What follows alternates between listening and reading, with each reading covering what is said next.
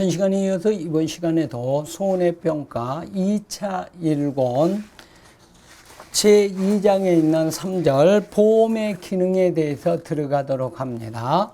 여기 보험의 기능 중에서는 보험의 순기능하고 역기능이 있는데 다음 중 보험의 순기능 5가지를 쓰시오. 보험의 역기능 3가지를 쓰시오. 이런 소리가 나오니까 큰 머리부터 여러분들한테 기억을 해서 쓸 수 있어야 한다 이 소리입니다.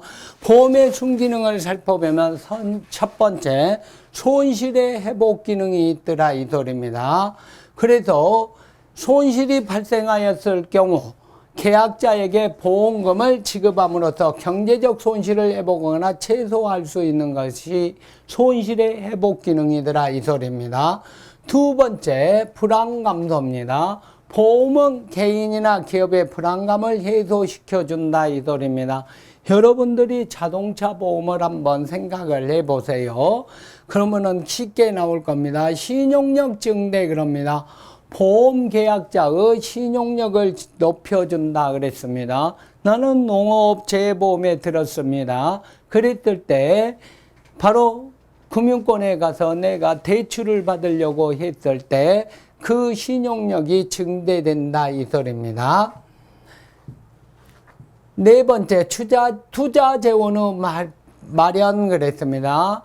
계약자에게는 소액이지만 그게 여러 사람이 모이면 큰 금액이 되겠죠. 그래서 소액에 부과할 때 다수 계약자로 납부된 보험료가 모이면 그의 그 자금이 형성된다.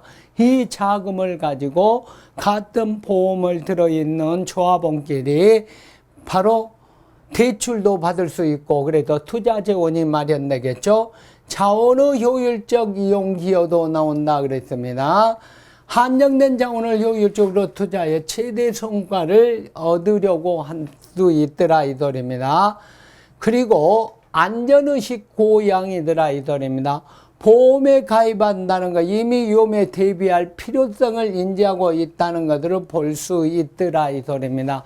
여기까지는요, 보험의 순기능 6가지 중 5가지만 쓰시면은 몇 가지를 5가지를 써야 한다 이 소리입니다. 보험의 역기능 그랬습니다. 3가지를 쓰시오 그러면은 사업비용이 발생하더라 이 소리입니다. 두 번째 그럽니다. 보험 사기가 증가하더라 이 소리입니다. 보험금을 타기 위해서 고의로 사고를 내거나 이것 때문에 지금 사회적으로 문제 발생이 많죠. 손실 과장으로는 사회적 비용도 초래할 수 있더라. 여기는 역기능이더라 이 소리입니다. 그 다음에 역선택과 도덕적 해이 이 부분이 여러분들이 기억을 하시고요. 그래서 용어는요. 예전에는요. 2023년 제9회 시험까지는요. 도덕적 도태라는 소리가 나왔습니다. 그런데 2024년 제10회 시험 문제부터는요. 도덕적 도태가 아니라 도덕적 해이로 전부 통일되어 있다는 거, 용어가 통일되어 있다는 거 머릿속에 기억을 하시고요. 그러면은 역선택과 도덕적 해이라는 소리가 나옵니다. 여기에서 보면은요.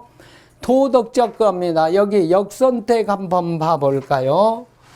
그래서 여기서 보면은 역선택했을 때 이 부분을 뭐라 하느냐 하고 이렇게 시험 문제가 나왔을 때 밑에를 봐봅시다. 이제 여기 역선택 보면은 역선택 실제락 보험금을 탈 가능성이 많은 사람들이 그랬습니다.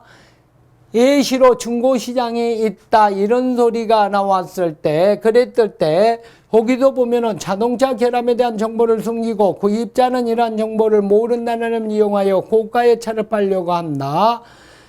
이런 소리가 나오면 이것은 뭐라 한다. 이 용어를 해서 역선택하고 써야 한다. 문제에서 형성되었으니까 문제에서 시험 문제가 어떻게 도출될 것인가 거기에서 확인하고 갑시다 이제.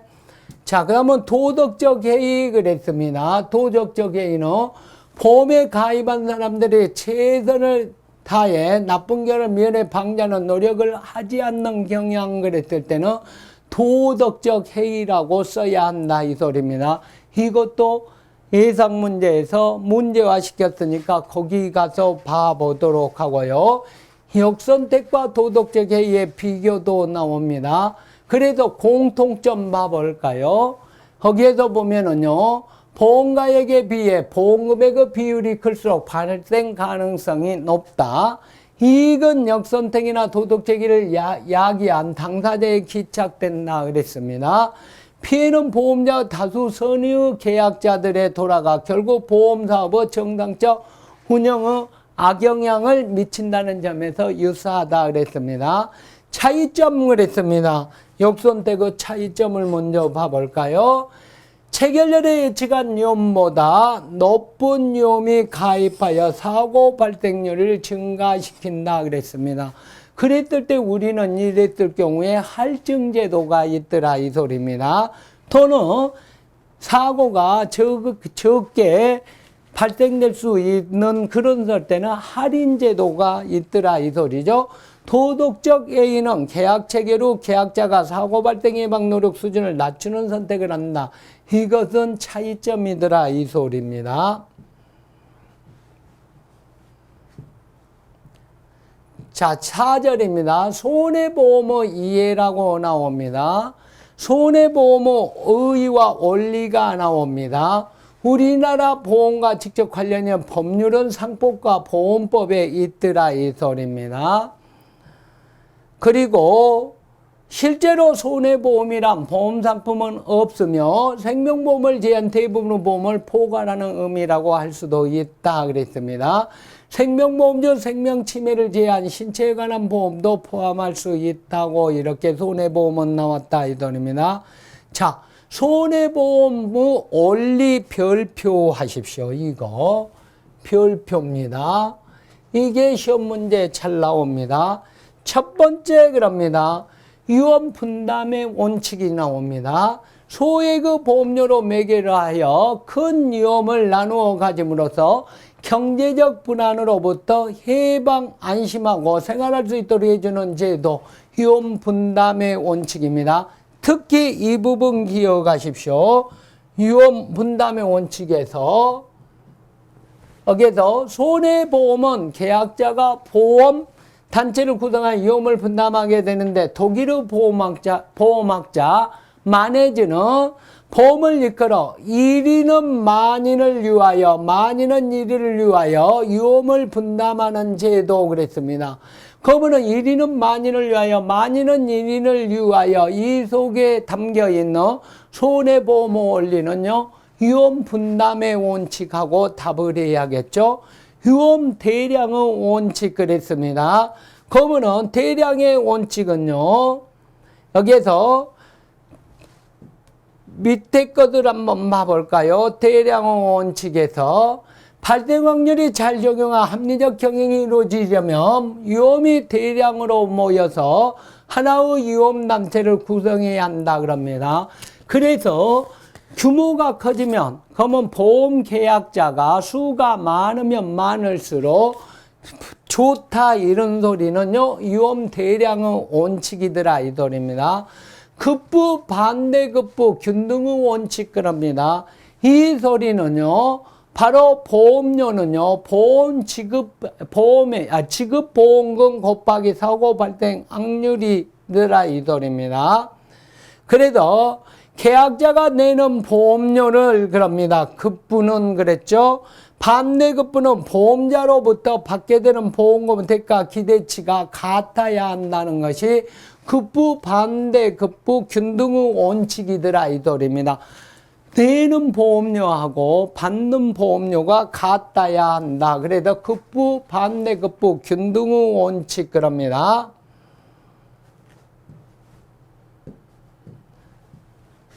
그러면은 수지상등의 원칙 그럽니다. 수지상등의 원칙도 그럽니다. 보험료로 납부한 금액하고 그러니까 수입보험료 합계하고 지출보험료 합계가 같아야 한다는 소리가 수지상등의 원칙이더라 이 소리입니다. 계약자 수 곱하기 보험료는요 수입보험료 합계가 되겠죠. 그러면 지출보험금은 사고 발생 건수 곱하기 평균 지급보험금이 같아야 한다는 것이 수지상등의 원칙이더라 이 소리입니다. 이득금지의 원칙 별표하십시오. 보험은요 실손보상의 원칙이더라 이 소리입니다. 그렇기 때문에 이 보험으로 인해서 이득이 생겨서는 된다 안 된다 안 된다 이 소리입니다. 이득금지 원칙입니다. 손해보상이 있으므로 피보험자는 보험사고 발생 시에 실제로 입은 손해만 보상을 받아야 하고 그 이상의 이 보상을 받아서는 안 된다. 이득금지의 원칙이더라 이 소리입니다. 손해보험 계약의 의의와 원칙 그랬습니다. 자, 거기에서 보면 손해보험의 법적 특징 별표하십시오. 이게 시험 문제로 또 날 나옵니다. 첫 번째, 손해보험 계약의 법적 원칙에서 첫 번째 그럽니다. 불요식 낙성 계약이더라 이 소리입니다. 이 소리는 미리 약관을 정해 놓더라 이 소리입니다. 그래도 필요하지 않고 계약자 청약과 보험자 승낙이란 당사자 상반 간의 의사 합의로 성립하여서 불요식 낙성 계약이더라 이 소리입니다. 특별한 요식 행위를 요구하지 않는 점에 불요식입니다. 당사자 간의 청약과 승낙을 계약으로 점에서 낙성이다 이 소리입니다. 그래서 불요식 낙성 계약성을 있다. 유상 계약성도 가지고 있더라 이 소리입니다. 그래서 계약자의 보험료 지급과 보험자 보험금 지급을 약속하는 유상 계약이더라 이 소리입니다. 쌍무 계약성을 가지고 있다. 손해보험회사의 손해보상 의무와 계약자의 보험료 납부 의무가 대가 관련의 관계가 있으므로 쌍무 계약이더라 이 소리입니다. 상행위성이더라 이 소리입니다. 보험도 손해보험 계약도 상행위 상법 제46조 영업행위이더라 이 소리입니다. 부합계약성을 합니다. 그래도 동질의 많은 계약을 간편하고 신속하게 처리하기 위해서 미리 약관을 만들어 놓다 이 소리입니다. 계약 조건을 미리 정형하고 있어 부합계약에 속한다 그랬습니다. 그리고 상대방 당사자는 그대로 따르는 계약이더라 이 소리입니다. 그러므로 약관이 존재하게 된다. 부합계약성입니다. 최고 선의성이 나옵니다. 손해보험 계약에 있어서 보험사고 발생 위험을 직접 관리할 수 없기 때문에 서로가 도덕적 해이가 생겨서는 안 되겠죠. 도덕적 유태의 약이 가능성이 큰 계약이다 그랬습니다. 따라서 신의 성실의 원칙이 무엇보다 중요시 되더라. 최고 선의성입니다. 계속 계약성입니다. 손해보험 계약은요, 한때 한 번의 법률 행위가 아니고, 바로 농업재해보험도 1년 단위 보험 기간이 끝나면 또 다시 1년 계약을 하는, 그래서 권리금을 존독시키는 법률 행위더라 이 소리입니다. 보험 계약의 법적 원칙입니다. 별표하십시오. 첫 번째 법적 원칙, 실손보상의 원칙이더라 이 소리입니다. 말 그대로 실손보상의 원칙은요, 이득금지 원칙과 상통하겠죠. 그리고 이제 두 번째 그럽니다. 이제 보험자 대유 원칙이 나옵니다.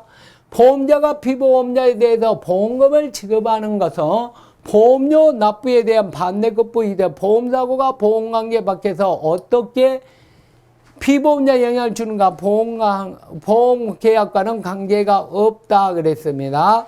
그래서 여기에서 보면 보험자 대유 원칙이 있을 때 상법은 나와 있습니다. 목적 대유물 또는 잔존물 대유에 관한 규정을 하고 있으며 제682조의 제3자에 따라 보험대유 즉 청구권 대유에 관한 규정하고 있다. 보험자 대유 원칙입니다. 목적물 대유, 잔존물 대유 원칙이더라 이 소리입니다. 그래서 보험자가 보험금 전액을 지급하고 잔존물의 가치까지 피보험자에게 남겨준다면 피보험자의 부당한 이익을 안겨주는 셈이 될 것이다 그랬습니다. 그래도 의사를 갖다가 목적물 대의, 잔존물 대의에서는요, 보험사업자가 의사를 밝히고 그 잔존물에 대해서 보전을 요구를 하면은요, 바로 목적물 대의 원칙이더라 이 소리입니다. 제3자에 대한 보험 청구 대의 그랬습니다.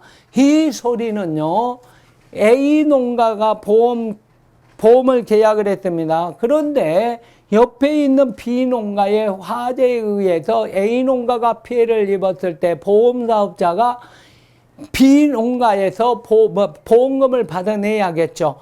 그랬을 때 A 농가에 미리 보험금을 지급을 하고 그리고 B 농가에서 보험금을 받아내는 그런 권리가 제3자에 대한 보험대의 청구권 대의 원칙이더라 이 소리입니다. 받으시고 피보험 이익 원칙입니다. 별표하십시오 이거. 자, 법적 원칙 중에서 피보험 이익은 계약자가 담보물에 대해 가지는 경제적 이해관계를 의미한다 그랬습니다. 그러면은 보험 목적물의 보험사고가 발생한 경제적 손실을 입게 될 때 피보험 이익이 있다고 한다 그랬습니다. 이렇게 피보험 이익이 없으면 보험을 들 필요가 없겠지요. 자, 피보험 이익 원칙이 나옵니다. 그러면 세 가지 목적을 가지고 있다 그랬습니다. 첫 번째, 피보험 이익은 도박을 방지하는 데 필수적이고, 둘째, 피보험 이익은 도덕적 유태를 감소시킨다. 셋째, 피보험 이익은 결국 계약자 손실 규모 같으면 손실 크기를 측정하게 해주더라 이 소리입니다. 법적 원칙의 최대 선의, 신의 성실의 원칙입니다. 최대 선의 원칙. 보호계약 시에 계약 당시 일반 계약에보다 매우 높은 정직성과 선의 또는 신의 성실이 요구된다 그랬습니다. 이걸 최대 선의 원칙이라 하더라 이 소리입니다. 그래서 자, 고지, 은폐 및 담보 권리에 의해 유지되고 있다 그럽니다. 고지, 진술입니다. 계약할 때 있는 사실을 알려줘야 한다 이 소리입니다. 계약자가 보험계약이 체결되기 전에 보험자가 요구하는 사항에 대해 사실 및 의견을 제시하는 것을 말한다 그랬습니다.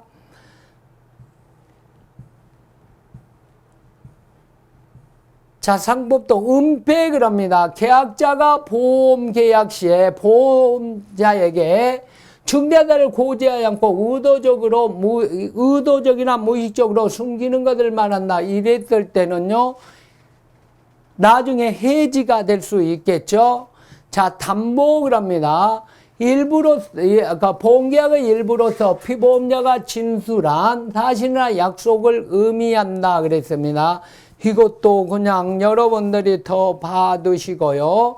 자, 보험계약 당사자의 의무입니다. 보험자의 의무입니다. 첫 번째 그럽니다. 보험자의 의무 그랬죠. 계약 시에 보험 상품에 대한 상세히 설명하여 계약자가 충분히 이해한 상황에서 보험 상품을 선택할 수 있도록 도와줘야 한다. 두 번째 그럽니다. 만일 경우 보험사가 발생하면 신속하게 손해사정 절차를 거쳐 피보험자의 보험금이 지급되도록 해야 한다 그랬습니다. 보험계약자 또는 피보험자 의무 그랬습니다. 첫 번째, 계약자나 피보험자입니다. 고지의 의무 그럽니다. 계약자나 피보험자는요, 보험 계약 당시에 누구한테 보험사업자에게 진실을 알릴 수 있는 의무를 말합니다. 통지 의무 그랬습니다. 그러면은 피보험자 의무에서 고지 의무에 의해 유언 발생이 했으면은요, 빨리 신속하게 보험사업자에게 알릴 수 있는 의무를 갖다 통지 의무라 하더라 이 소리입니다.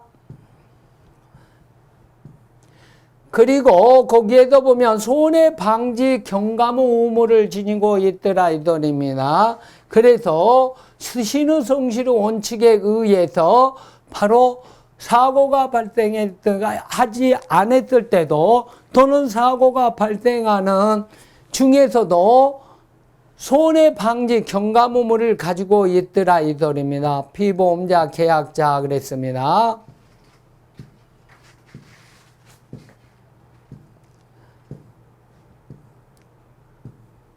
자, 그러면은 쭉 여러분들이 보고, 자, 보험증권 및 보험약관 그랬습니다.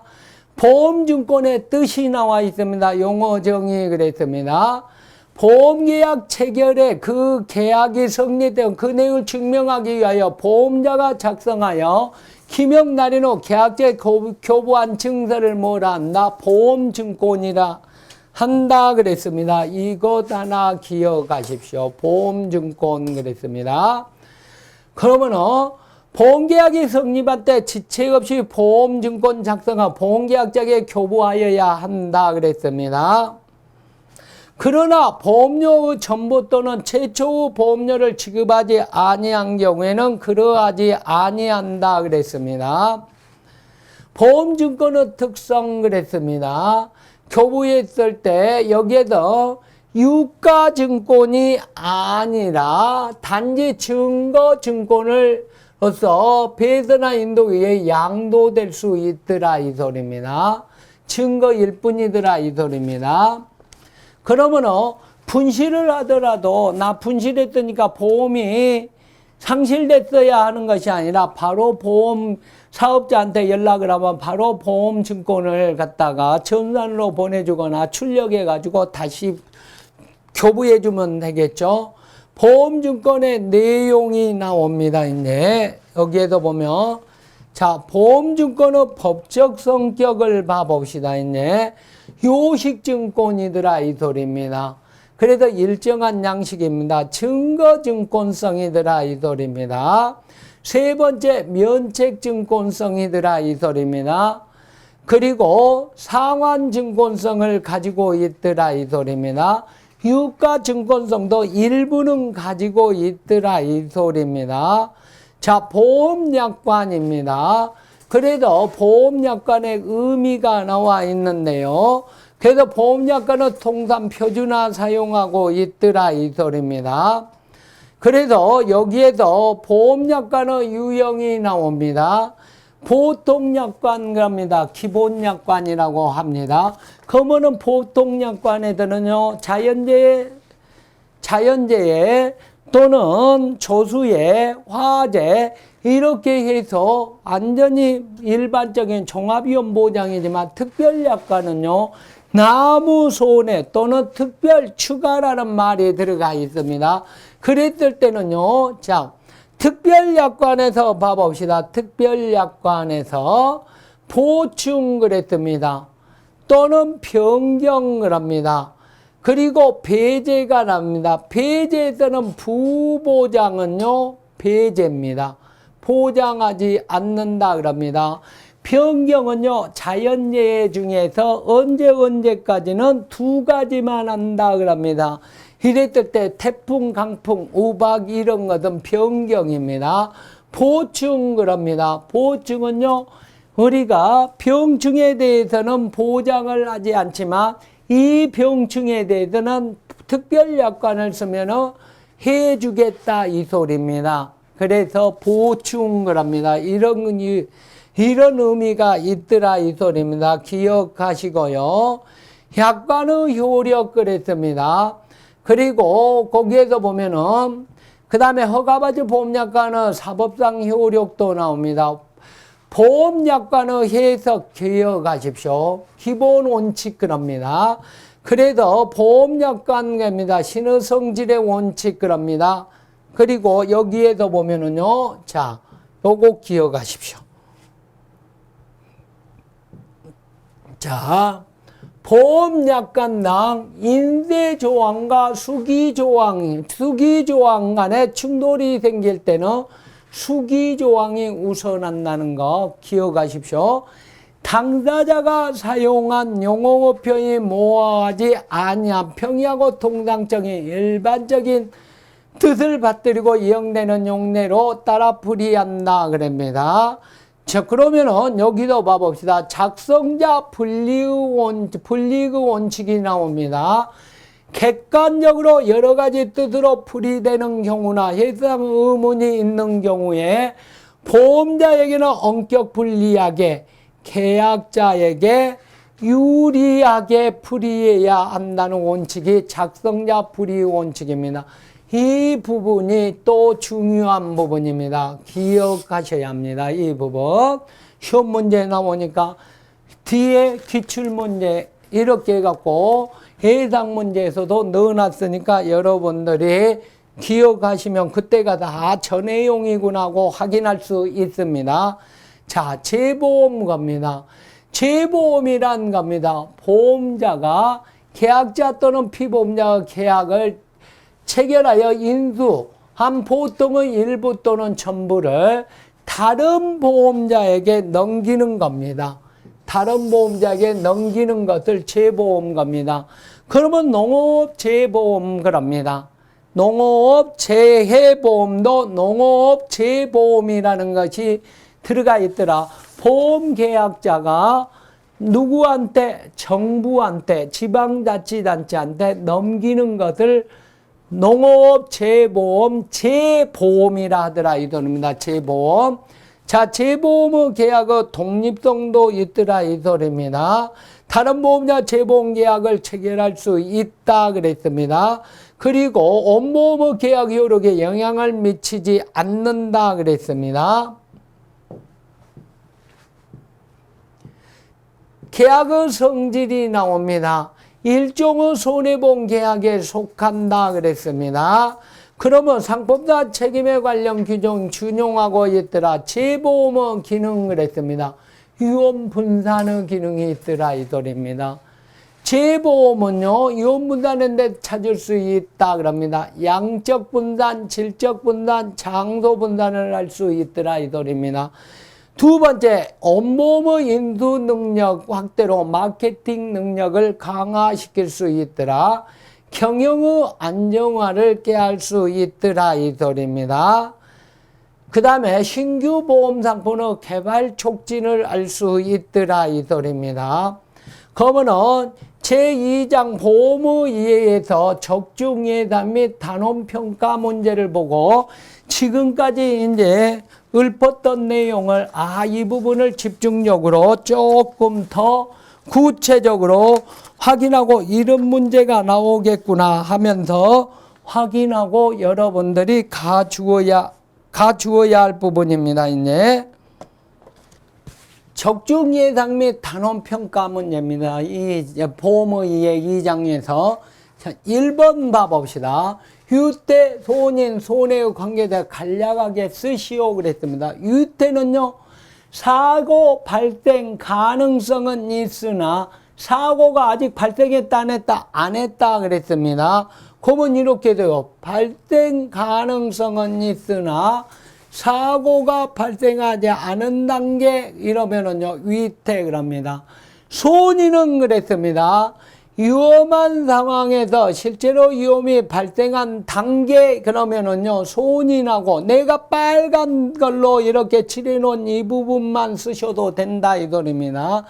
손해는요 사고 그랬습니다. 사고가 발생한 결과를 초래하여 가치 감소 손실의 단계 여기를 갖다 이렇게 쓰셔야 한다 이 소리입니다. 여러분들 유태 손인 손해 관계되어 간략하게 서술하시오. 본문에서 해왔지 않습니까? 이런 식으로 시험 문제가 나와서 호점으로 자리 잡는다 이 소리입니다. 기억하시고요. 2번 문제로 들어갑니다. 다음 위험 분류당 내용에 각각 내용에 알맞은 위험의 종류를 쓰시오 그랬습니다. 첫 번째, 실증 자료가 있어 그랬습니다. 확률 또는 표준적 수단을 통해 측정 가능한다. 실증 자료가 있으면 객관적 위험이죠. 실증 자료가 없으면 주관적 위험 이렇게 해서 주관적 위험과 객관적 위험을 구분할 수 있냐는 용어 정의입니다. 두 번째입니다. 손실의 기회만 있고 이득의 기회는 없다 그랬을 때는요. 순수 위험을 말한다 그랬습니다. 시간의 경과에 따라 움직일 동그랍니다. 동태, 성격이나 발생자가 변화가 예상하기 어려운 겁니다. 예상하기 어려운 위험거니까 정태적 위험입니다. 그러면은 변화가 있으면은요, 동태적 위험이 되더라, 이 소리입니다. 성격이나 발생자가 변하여 예상하기 어려운 위험과입니다. 여기는 봐봅시다. 그러면은 여기 봐봅시다. 변하여 그랬습니다. 변하여 시간 경과에 따라 성격의 발생 정도가 변했으니까 동태적 위험이 되겠죠. 변하지 않아 그럽니다. 변하지 않아 그랬으면 정태적 위험이 됩니다. 그래서 여기는 동태적 위험이 됩니다. 피해 당사자에게 한정되거나 매우 제한적 범위에서 손실을 초래한 위험, 특정적 위험을 말합니다.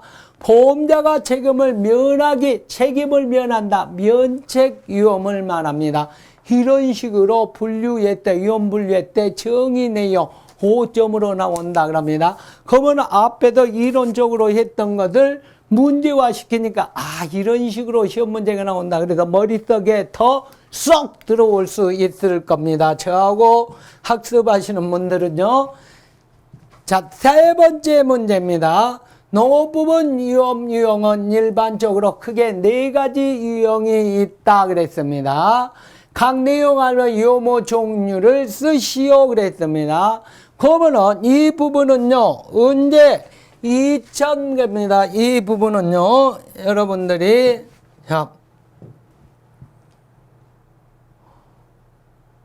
이 부분은 여러분들이 2024년도 제10회 시험 문제에서 새로 편제된 내용이다 이 소리입니다. 그러면은 이 문제는 이렇게 해서 나올 가능성이 있더라 이 소리입니다. 그래서 제가 문제를 만들어서 여러분들한테 제시를 해서 시험에 대비할 수 있게끔 만들었습니다. 생산한 생산물의 가격에 따른 위험을 말한다 그랬습니다. 이건 가격 위험을 말합니다. 가격 변동. 그 다음에 개별 농민 혹은 농가 구성원의 사고, 질병 사망, 인위적 위험을 말한다 그랬습니다. 인적 위험, 인위적 위험입니다. 농업 관련 세금, 농산물 가격, 농업소득 규제 그러면 제도적 위험을 말합니다. 제도 변경 그럽니다. 4번입니다. 농축산물의 생산과정, 기후변화나 병해충, 가축질병 발생으로 인한 생산적 위험, 생산량과 품질의 저하에 따른 위험을 말한다 그랬습니다. 이런 문제도 하나 제시를 해놓았으니까 숙지에서 여러분들이 가셔서 나오시면은요, 풀어내줘야겠죠. 자, 위험관리의 구성요소 4가지를 쓰시오 그랬습니다. 그러면은 4가지에 따라 정답이 몇 살 바로 쓰면 됩니다. 지식 그랬습니다. 그 다음에 knowledge 그러죠. 보험, insurance, 그리고 보호 그러면 protection 그럽니다. 대응, coping 그럽니다. 그래서 이 4가지가 위험관리 구성요소의 4가지는 이거를 말하니까 이것을 써라 이 소리입니다. 5번 문제입니다. 이제 다음 위험관리 구성요소 4가지 각 내용에 대한 알맞은 유모 종류 가로 안에 쓰시오 그랬습니다. 좋지 않는 결과를 사후적으로 완화하는 활동가니까 사후니까 대응이 되겠네요. 그리고 좋지 않은 결과 가능성을 출주하는 활동을 의미 그랬습니다. 그랬을 때는 여기 봐보세요. 결과를 사후적으로 완화 그랬을 때는 대응입니다. 좋지 않는 결과의 가능성을 축소하는 활동 그랬을 때는 보호가 됩니다. 위험관리 차원의 사고로부터 발생 가능한 손실의 위험을 적정한 보험상품으로 가입을 통하여 증가, 3자한테 증가라 그랬습니다. 이것은 보험을 통해서 가능합니다. 위험 원인의 잠재적 결과 등을 파악하여 활동적 불확실성에서 위험으로의 전환을 의미한다. 지식이 되겠네요. 이런 내용도 시험 문제가 나올 수 있으니까 이런 식으로 여러분들이 머릿속에 숙지해서 가시면 되겠죠. 자, 문제 6번입니다. 물리적 위험관리 그랬습니다. 위험관리 기법 3개만 쓰시오. 첫 번째 위험 회피입니다. 두 번째 손실 통제입니다. 세 번째 위험요소 분리. 네 번째 계약을 통한 위험령과 다섯 번째 위험수수료 인수. 5가지 중에서 몇 가지만 써라. 3가지만 써라 그랬습니다. 그러면 5가지 쓰면은요 5점으로 나옵니다. 이렇게 이런 시험 문제가 나오니까 기억하라 그랬습니다. 자, 문제 7번입니다. 재무적 위험관리, 위험관리 기법 3개만 쓰시오 그럽니다. 첫 번째 위험의 보유 그랬습니다. 두 번째 위험의 결합이 나옵니다. 세 번째 제3자한테 전가 그랬습니다. 그랬을 경우에는 순서와 상관없이 이렇게 쓰시면 되겠죠. 문제 8번입니다. 위험관리 방법을 선택할 경우 고려할 3가지 사항을 했습니다. 해당 손실의 발생 빈도와 손실 규모를 예측한다. 각각의 위험통제기구가 위험재무 기법의 속성, 미칠 영향을 고려한다. 각각의 위험관리기구가 소요될 비용을 예측한다. 그랬습니다. 9번 별표 하십시오. 이런 문제가 나올 수 있다고 그랬습니다. 자, 첫 번째 그럽니다. 손실의 횟수는 적으나 손실의 규모도 적다 그랬더니 보유, 자가 보험을 듭니다. 두 번째, 손실의 횟수는 작으나 손실의 규모가 여기에서 크더라 이 소리입니다. 이랬을 경우에는요, 보험상품에 가입을 합니다. 전가 보험상품에 가입을 합니다. 그리고 손실의 횟수는 많으나 손실의 규모는 작더라. 손실을 통제를 해야 한다 이 소리입니다. 손실의 횟수도 빈도도 많고 손실의 규모도 크더라 이 소리입니다. 그랬을 때는 위험을 회피해야 한다 이 소리입니다. 이런 시험 문제도 기억을 하시라 그랬습니다. 10번입니다. 농업의 특수성으로 인해 농업은 다른 사업에 위험이 더 크게 존재한다. 대표적인 농업 부분은 위험 요인 그럽니다. 관리 방안, 가격 위험을 관리하기 위한 방안 3가지를 간략하게 쓰시오 그랬습니다. 이것도 2024년도 10회 문제에 새로 들어온 문제를 만들어서 제가 제시를 했습니다. 자, 생산 위험 관리 방안은 다음과 같다. 용론의 다각화 방법, 농작물 보험에 가입하는 방법, 재해 대비 기술의 수용을 통한 방법 이렇게 써야겠죠. 두 번째 물음은 가격 위험 관리 방안 방법, 용농의 다각화 방법, 농작물 보험에 한정된 수입보장보험 가입하는 방법, 세 번째 선도 거래 방법, 네 번째 계약 생산 방법 하고 쓰셔야 한다 이 소리입니다.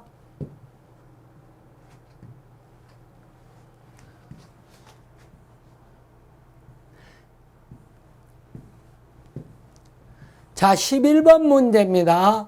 11번 문제도 새로 들어온 내용이라고 여러분들이 봐두시라 그랬습니다.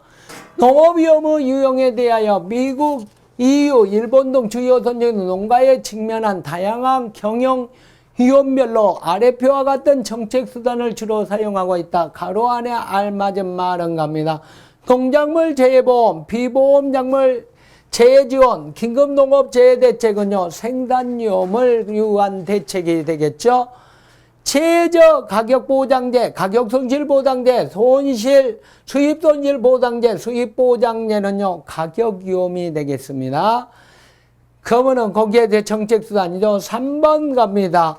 제도위험, FTA 이렇게 나오면 제도위험에 대한 주요 정책수단이죠.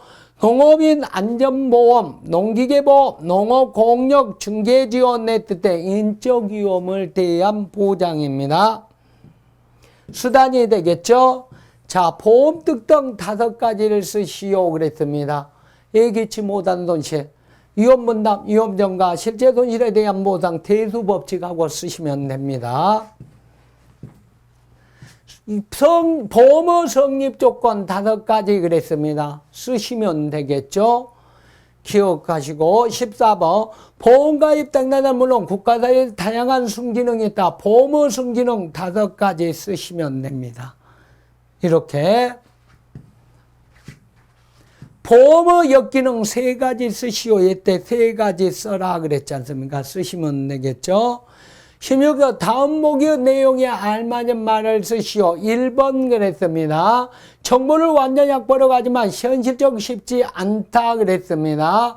그래도 완전히 파악하지 못하고 계약자는 찾아오면 계약자에 절대 알려주지 않은 비대칭 정보 그럽니다. 보험 역기능을 역선택이란다 그랬습니다. 그러면은 여기서는요. 미연에 방지한 노력을 하지 않는 경향을 의미한다 그러면 도덕적 해이를 나타냅니다. 16번. 자, 17번 갑니다. 이제 보험업법에 정의하는 손해보험 상품은 정의를 서술하시오. 뜨면 되겠죠. 자, 손해보험 5가지 원리 관련된 설명이다. 각 설명에 한번 보험 원리를 쓰시오. 이득금지의 원칙, 수지상등의 원칙, 급부반대 균등의 원칙, 수학통계 그러면은 위험 대량의 원칙, 독일화 마네즈 그러면 위험 분담 원칙 이렇게 쓰시면 된다 이 소리입니다. 자, 손해보험 원리 중 수지상등의 원칙, 급부반대 균등의 원칙, 산출식을 쓰면 되겠죠. 이 가로 안에 알맞은 말을 쓰면 되겠습니다. 20번 그랬습니다. 보험계약 법정 원칙 4가지 쓰면 되겠죠. 21번입니다. 보험자 대의 원칙 중 제3자에 대한 보험 대의 원칙을 갖는 3가지 목적 쓰시면 되겠습니다. 다 설명을 해놓고 해놨죠. 자, 피보험 이익 원칙 3가지 목적을 간략하게 쓰시오. 3가지 쓰시면 되겠죠. 본문에 별표해 놨던 내용이죠. 23번입니다. 상방의 정보를 기반으로 이루어진다 그랬습니다. 보험계약자 또는 피보험자에 부과되는 법적 의무 종류 그랬습니다. 고지 의무, 통지 의무, 손해방지 또는 경감의 의무 그랬습니다. 24번입니다. 손해보호 계약성 손해의 방지 경감을 위한 노력해야 한다 그랬습니다. 손해방지 경감의무의 질문에 대한 답을 간단히 하시오 그랬습니다. 인정 이후 경감의무를 지는 자의 범위, 손해방지 경감의무 전독기간, 방지 경감의무 위반 효과, 손해방지 경감 의무 위반 자세히 해놨으니까 여러분들이 숙지하고 가시고요. 보험증권이 갖는 법적 성격 5가지만 써라 그랬습니다. 쓰시면 되겠죠. 26번입니다. 보험자가 보험증권에 기재해야 하는 기본적 사항 5가지를 쓰시오 합니다. 그러면은 이 중에서 5가지만 쓰면 된다 이 소리입니다. 이렇게 해서 여러분들하고 제2장 보험의 이해를 마치고 다음 시간에는요. 거기에 3장으로 들어가도록 합니다. 다음 시간에 뵙습니다.